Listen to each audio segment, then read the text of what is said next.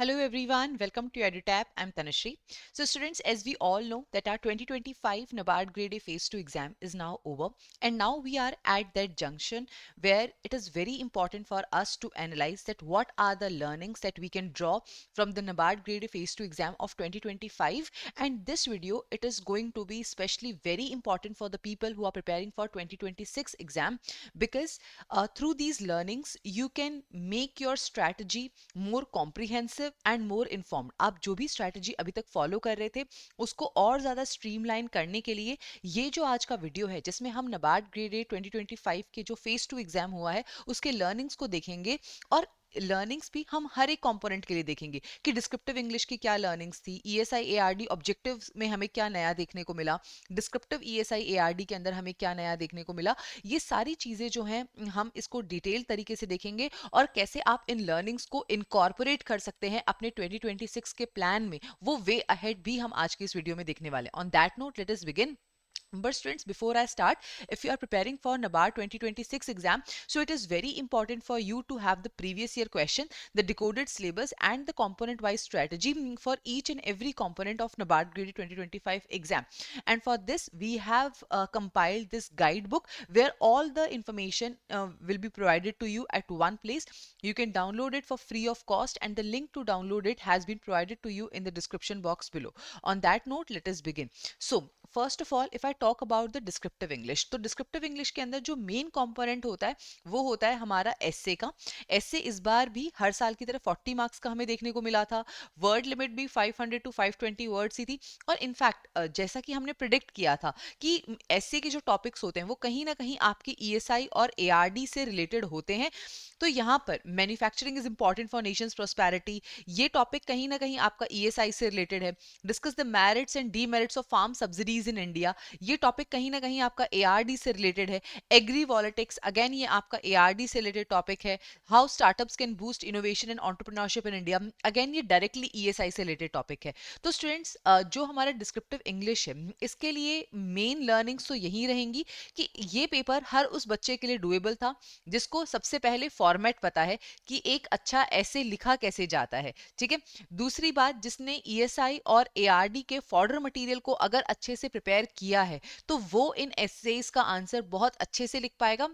And lastly, अगर आपने practice करी है तो ये जो तीन चीजें हैं यही हमारी मेन लर्निंग्स हैं। यहाँ पर पेपर बहुत ज्यादा मुश्किल नहीं आता है। In fact in my opinion descriptive English is a low hanging fruit. बहुत कम मेहनत के अंदर इस एरिया के अंदर आपको बहुत अच्छे मार्क्स मिल सकते हैं।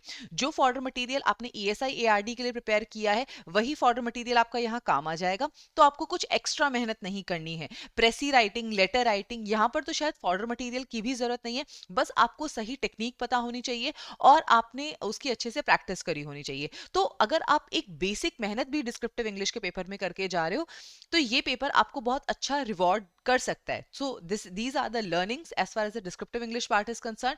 उसके बाद में बात करते हैं ऑब्जेक्टिव ईएसआई एआरडी की। तो ये 2025 के पेपर में एक ऐसा कंपोनेंट था जिसकी वजह से स्टूडेंट्स को बहुत ज्यादा दिक्कत हुई। ऑलमोस्ट हर उस बच्चे से जिससे मैंने बात करी है सबने कहा कि मैम डिस्क्रिप्टिव का part, sorry, objective ESI ARD बहुत मुश्किल था, बहुत मुश्किल था। एआरडी के क्वेश्चंस जो थे वो बहुत ज्यादा कम हो गए थे। एआरडी स्टैटिक जो है यहाँ पर बहुत ज्यादा कम पूछा गया था। हार्डली आई थिंक 6-7 क्वेश्चंस थे आउट ऑफ 30 जो कि एआरडी स्टैटिक से पूछे गए थे। मेजोरिटी ऑफ क्वेश्चंस जो थे वो या तो एआरडी करंट अफेयर्स से थे या ईएसआई करंट अफेयर्स से थे। क्वेश्चंस जो थे अगेन काफी ज्यादा इन डेप्थ में यहाँ पर पूछे गए थे। एप्लीकेशन बेस्ड क्वेश्चंस थे, पैराग्राफ्स गिवन थे, पैराग्राफ के नीचे हमसे यहाँ पर क्वेश्चंस गिवन थे। स्टूडेंट्स, इस इन सारे एनालिसिस के बेसिस पे सबसे पहली तो जो हमारी लर्निंग निकल कर आती है वो यही लर्निंग निकल कर आती है कि आप देखिए, जो सो कॉल्ड इंपॉर्टेंट टॉपिक्स होते हैं उनके पीछे बहुत ज्यादा मत भागिए। वो इंपॉर्टेंट टॉपिक्स के बारे में जानना तब जरूरी है जब मे बी आप रिविजन कर रहे हो। लेकिन अदरवाइज इस वक्त अगर आप नबार्ड 2026 के लिए प्रिपेयर कर रहे हैं तो आपको इन सो कॉल्ड इंपॉर्टेंट टॉपिक्स के पीछे अभी नहीं भागना है, क्योंकि इंपॉर्टेंट टॉपिक्स कहाँ से निकल कर आते हैं। नबार्ड ने तो नहीं बताया कि ये हमारे इंपॉर्टेंट टॉपिक्स हैं, ये हमारा अपना एनालिसिस होता है प्रीवियस ईयर क्वेश्चंस के बेसिस पे।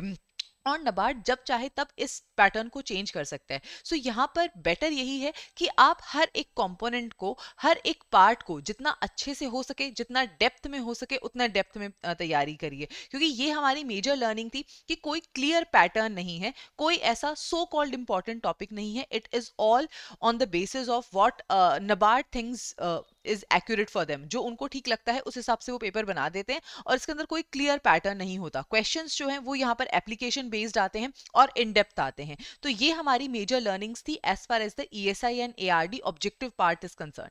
उसके बाद में अगर मैं डिस्क्रिप्टिव की बात करती हूँ, तो in the context of descriptive, तो यहाँ पे सबसे पहला क्वेश्चन अगर आप देखोगे कि recent incidents of import tariffs, discuss the benefits and challenges and suggest a way forward. Similarly अगर आप दूसरा क्वेश्चन देखोगे, challenges in the poultry and dairy farming and examine their complementary and supplementary role in the agriculture, right? Then discuss the challenges, opportunity, policy measures related to the labor migration. Discuss the digital agriculture mission, technologies, components and benefits. What is crop diversification? What are its benefits? And for farmers and agriculture sustainability in India. Discuss the role of institutional funding by global institutions such as World Bank and IMF in promoting the sustainable growth and structural reforms in India. तो students ये जो questions थे, I won't say कि ये बहुत ज़्यादा मुश्किल questions थे। अगर आप एक ऐसे स्टूडेंट हो जिसने अपना फॉर्डर मटेरियल अच्छे से तैयार किया था, एग्जाम के हर एक टॉपिक को लेते हुए, जो मैंने हर एक वीडियो के अंदर शायद यहाँ पर एक्सप्लेन किया है, if you have prepared it in this manner, तो ये पेपर आपके लिए बहुत ज़्यादा डुएबल था, राइट? तो अगेन डिस्क्रिप्टिव के लिए भी कोई बहुत ज़्यादा हमें चेंज इन ट्रेंड नहीं यहाँ पर देखने को मिला था, बेसिकली डुएबल क्वेश्चंस थे। अब जो मेन सवाल ये आता है कि चलो लर्निंग्स तो हमने देख ली कि पेपर क्या था या क्या नया था या क्या नया नहीं था, लेकिन अब सवाल ये आता है कि जो लोग 2026 के लिए प्रिपेयर कर रहे हैं उनके लिए वे अहेड क्या होना चाहिए, क्योंकि मेन जो हमारा मोटिव था इस वीडियो को बनाने का वो यही था कि जो लोग 2026 के लिए प्रिपेयर कर रहे हैं उनके लिए इस वे अहेड को क्लियरली देखा जा सके। तो स्टूडेंट सबसे पहली बात है स्टार्ट अर्ली। जितना जल्दी आप इस प्रिपरेशन को स्टार्ट करेंगे उतना ज़्यादा बेटर है, उतना ज़्यादा आपके पास टाइम होगा, क्योंकि इस बार भी जिन लोगों ने फेज़ 2 एग्जाम दिया है उसमें से बहुत से स्टूडेंट्स ऐसे थे जिन्होंने फेज़ 1 के बाद में तैयारी शुरू करी है, या जिन्होंने शायद फेज़ 1 की तैयारी ही 1 महीने पहले शुरू करी थी। तो बहुत से लोगों ने बहुत लेट इस एग्जाम की तैयारी शुरू करी है।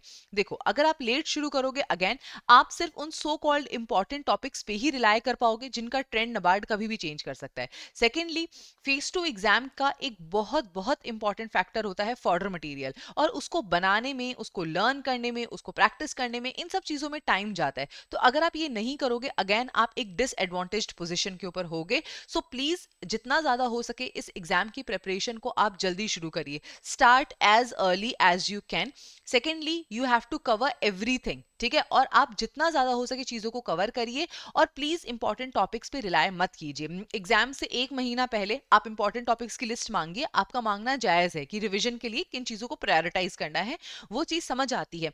लेकिन अगर आप अभी से सोच रहे हो कि नहीं यार ये वाला चैप्टर तो मैं पूरी तरीके से छोड़ देती हूँ, यू हैव नो आइडिया कि अगले साल इस चैप्टर से 4 क्वेश्चन नबार्ड पूछ ले, ठीक है? तो please cover everything in as much detail as you can, और ये कवर एवरीथिंग तभी हो पाएगा अगर आप इस एग्जाम के लिए अर्ली प्रिपरेशन को स्टार्ट करोगे। एग्जाम से 1 महीने पहले या 2 महीने पहले तैयारी शुरू करके आप ये नहीं एक्सपेक्ट कर सकते कि आप सब कुछ सब कुछ प्रिपेयर कर लो।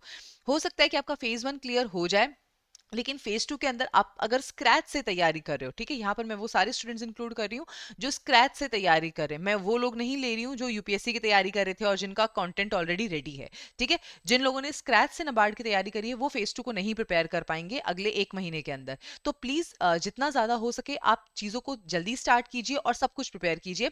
एंड मोस्ट इंपॉर्टेंटली, आप फेज 1 और फेज 2 की तैयारी एक साथ कीजिए। अब इसके कहने का क्या मतलब है? देखिए स्टूडेंट्स, नबार्ड के अंदर जो सबसे अच्छी बात है वो यही है कि ईएसआई और एआरडी, ये दो ऐसे कंपोनेंट्स हैं जो आपके फेज 1 में भी आते हैं और फेज 2 में भी आते हैं, और दोनों में ही इनका सिलेबस सेम है, ठीक है? फेज 1 के अंदर ऑब्जेक्टिव ईएसआई एआरडी पूछा जाता है और फेज 2 के अंदर ऑब्जेक्टिव प्लस सब्जेक्टिव पूछा जाता है। तो यहाँ पर आपको फेज 1 और फेज 2 की तैयारी अलग अलग से नहीं करनी है। जब आप फेज 1 की तैयारी कर रहे हो तभी आपको साथ के साथ फेज 2 जो है उसकी भी तैयारी कर लेनी है। अब वो कैसे करनी है? फॉर एग्जाम्पल, आप कोई भी टॉपिक पढ़ रहे हो, जैसे अभी हमने देखा poultry, so poultry and dairy farming, animal husbandry का ये टॉपिक है। एनिमल हस्बेंड्री एंड पोल्ट्री ये हमारे सिलेबस में चैप्टर है। तो स्टूडेंट्स जब आप इस टॉपिक को स्टैटिक पर्सपेक्टिव से पढ़ाई कर रहे हो, जब आप इसकी, ठीक है, अगर आप किसी बुक से पढ़ाई कर रहे हो, किसी कोर्स से पढ़ाई कर रहे हो, तो जो स्टैटिक पार्ट आपने इसका पढ़ा या जो ऑब्जेक्टिव के लिए आपने जो कॉन्सेप्ट्स इसके पढ़े, that is done for the phase 1 and phase 2, दोनों के लिए वो आपकी तैयारी हो जाएगी। बट इसी टाइम पे आप इसका फॉर्डर मटेरियल भी साथ के साथ बनाइए, ठीक है, उस फॉर्डर मटेरियल को लर्न कीजिए और इसके बाद में इसके डिस्क्रिप्टिव के क्वेश्चन आंसर्स जो है वो भी प्रैक्टिस कीजिए। जब आप ये फॉर्डर मटेरियल और ये आंसर राइटिंग कर लेंगे तो ये जो चैप्टर है ये आपका फेज 1 और फेज 2 दोनों ही फेजेस के लिए साथ में प्रिपेयर हो जाएगा। आप जब ये काम करेंगे तो ये प्रोसेस हो सकता है आपको थोड़ा टाइम कंज्यूमिंग लगे, but let me tell you this is going to be rewarding process, क्योंकि आपके दोनों फेसेस जो हैं वो साथ में चल रहे हैं। वंस यू क्लियर फेज 1, आपके पास इतना टाइम नहीं होता है कि आप पूरा फेज 2 उठा के स्क्रैच से तैयार कर सकें। So do that hard work right now only. So these were the few learnings from the NABARD Grade A Phase 2 of 2025 exam. I hope this video was helpful for you. And now students, if for your 2026 preparation you want any help from our side, if you want to enroll in some of the paid courses, you can visit our website edutab.in. We have dedicated courses for the NABARD Grade A 2026 exam. The first course that we have, it is the NABARD Grade A Gold course, and as part of this Gold course we are going to provide you the live classes, recorded classes, the concept notes, summary sheets, descriptive fodder material for each and every chapter, chapter wise quizzes, full length mock test. So all of this is a part of the Gold course, and in the Gold course we provide you the mentorship for phase 1, phase 2 and the interview part. Then the next course that we have is the Silver course, and as part of the Silver course we provide you all the same deliverables that we were providing in Gold course, but only for the phase 2 and the interview part. Apart from that, if you are doing self study, then for you we have the phase 1 and phase 2 test series. So these are the courses that you can enroll into if you want to have any paid mentorship for your NABARD grade examination. On that note, I am ending this video here. Thank you so much and I wish you all the very best.